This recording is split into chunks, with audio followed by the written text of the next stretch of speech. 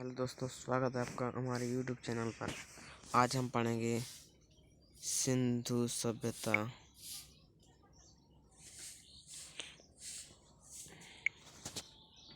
क्या सिंधु सभ्यता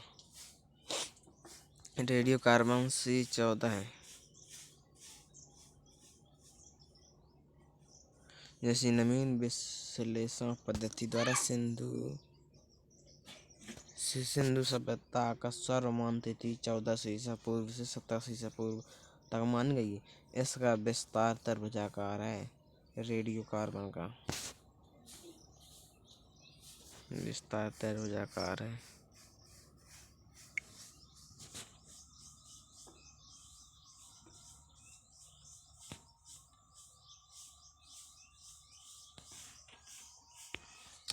तिथि निर्धारित की कार्बन 14 C14 की खोज अमेरिका के प्रसिद्ध रसायन शास्त्री V.F. लीवी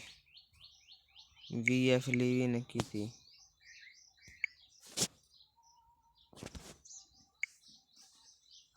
C14 कार्बन की खोज V. लीवी ने की थी द्वारा 1946 ईस्वी में हुई थी।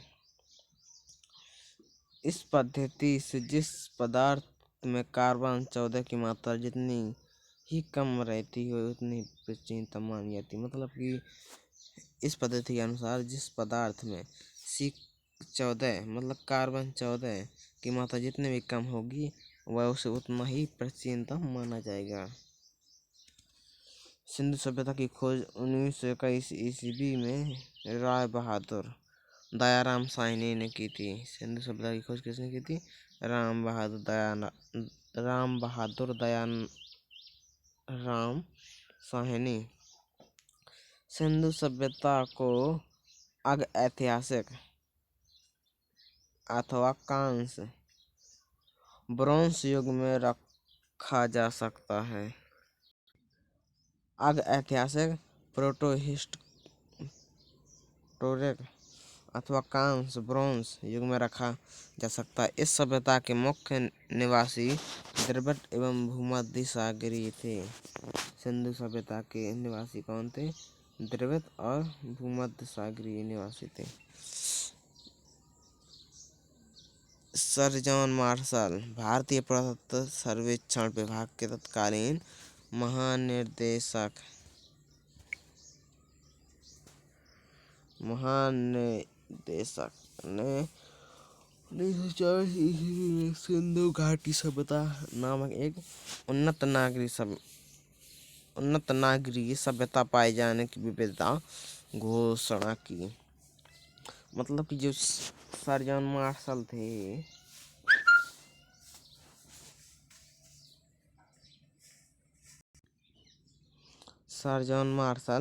भारतीय पुरातत्व सर्वेक्षण विभाग के तत्कालीन महानिदेशक ने 1924 ईस्वी में सिंधु घाटी की सभ्यता नामक एक उन्नत नागरीय सभ्यता पाए जाने की विविध घोषणा की थी। मतलब कि 1924 में उन्होंने एक सिंधु घाटी सभ्यता नामक एक सभ्यता घोषित कर दी थी सर जॉन मार्शल ने। सिंधु सभ्यता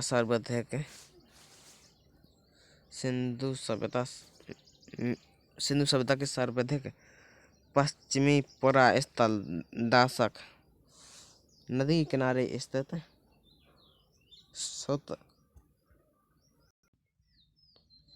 सिंधु सभ्यता का सर्वाधिक पश्चिमी पुरास्थल दाशक नदी के किनारे स्थित सुतकांडीडोर बलूचिस्तान। पूर्वी पुरातत्व हिंडन नदी के किनारे आलमगीरपुर जिला मेरठ उत्तर प्रदेश।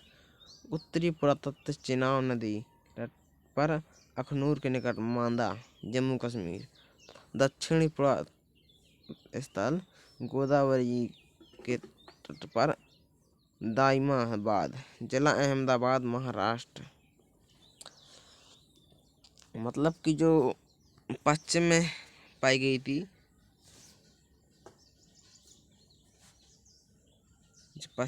गई थी सभ्यता वो सुतकांडीडोर बलूचिस्तानी। पूरब में हिन्नन नदी के पास है, हिन्नन नदी। आलमगीरपुर, जिला मेरठ, उत्तर प्रदेश। उत्तरी चेनाब नदी के पास, अखनूर के निकट मादा, जम्मू कश्मीर। और दक्षिण गोदावरी नदी के दाइमाबाद, जिला अहमदनगर, महाराष्ट्र। सिंधु सभ्यता एवं सैंधव सभ्यता नागरी सभ्यता थी। सिंधु सभ्यता ये एक नागरिक सभ्यता थी। सैंधव सभ्यता का प्राप्त परिपक्व अवस्था वाले स्थलों में केवल 6 ही बड़े नगरों की संज्ञा दी जा सकती है। मतलब कि जहाँ जहाँ से सिंधु सभ्यता पाई जाती थी उसमें 6 नगर ही शामिल हैं। पहला है मोहनजोदड़ो, दूसरा हड़प्पा, अड़वाली वाराल, धौलावीर, राखीगढ़ी, कालीबंगन।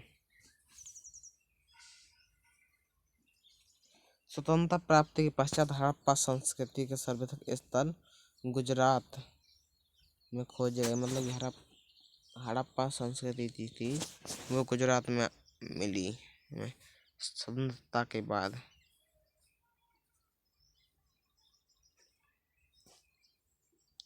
सिंधु घाटी सभ्यता का सबसे बड़ा स्थल मोहनजोदड़ो है।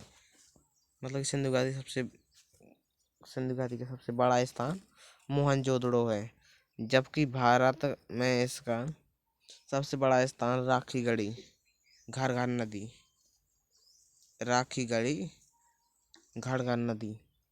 है, जो हरियाणा के हिसार जिले में स्थित है। इसकी खोज 1963 ईस्वी में सूरजभान ने की थी। किसकी? राखीगढ़ी घाघरा नदी की। लोथल एवं सुतकोटा सिंधु सभ्यता का बंदरगाह था। कौन सा? सुतकोटा, लोथल। जुते हुए खेत और नक्काशीदार ईंटों का प्रयोग का साक्ष्य कालीबंगन से प्राप्त हुआ था। मतलब कि जो ईंटें थी नक्काशीदार कालीबंगन से प्राप्त होते हैं। मोहनजोदड़ो में प्राप्त स्नानगार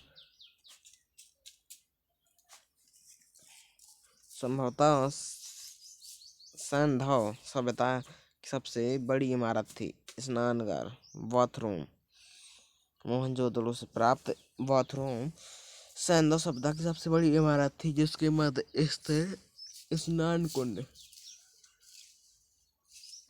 की बात हो रही है।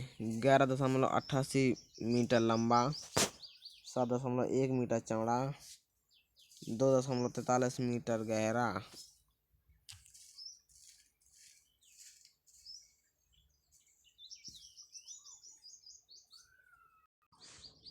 गहरा था। अग्निकुंड लोथल कालीबंगन से प्राप्त हुए थे। जो अग्निकुंड थे वो लोथल कालीबंगन से प्राप्त हुए थे हमें।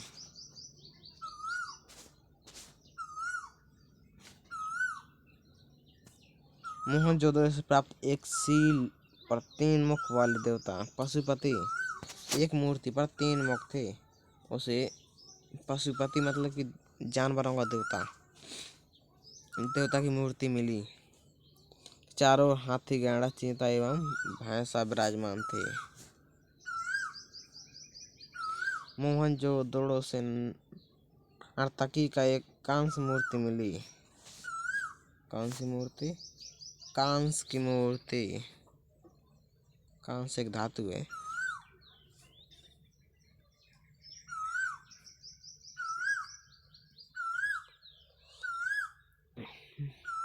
हड़प्पा की मोहरों पर सबसे अधिक एक सरंगी पशु का अंकन मिलता है। यहाँ से प्राप्त एक आयताकार मुख में स्त्री के गर्भ से निकलता पौधा दिखाई देता है। एक आयताकार मोहर है जिसमें स्त्री बनी है, उसके गर्भ से एक पौधा बाहर निकल रहा है। क्या पौधा? मन के बनाने के कारखाने लोथड़ एवं चहुंदड़ों में मिले थे। मन के बनाने के कारखाने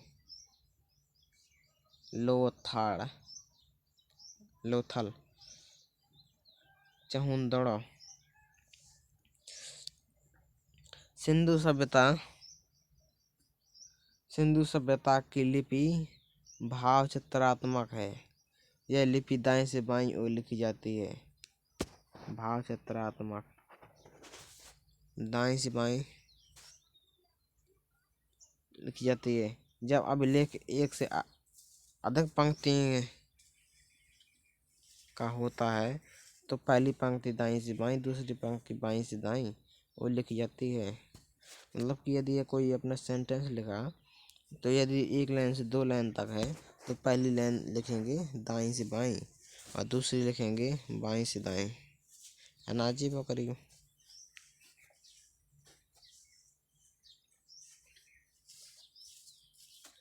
लेखन कला को उचित प्राणी विकसित करने वाली पहली सभ्यता सुमेरिया की सभ्यता थी। कहाँ की? सुमेरिया। सबसे पहले लेखन कला की उचित प्राणी। सिंधु सभ्यता के लोग नगरों और घरों के विन्यास के लिए ग्रीड पद्धति। कौन सी पद्धति? ग्रीड। घरों के दरवाजे खिड़कियां सड़क के ओर न खोलकर पिछवाड़े की ओर खुलते थे। केवल लोथल नगर के घरों के दरवाजे मुख्य सड़क की ओर खुलते थे। मतलब कि जितनी सभ्यताएं हैं सब घरों के दरवाजे अंदर की ओर खुला करते थे, अंदर की ओर। लेकिन लोथल ऐसा एक नगर था जिसके दरवाजे मुख्य सड़क की ओर खुलते थे, घरों के दरवाजे। सिंधु सभ्यता की मुख्य फसल थी जवा और गेहूं।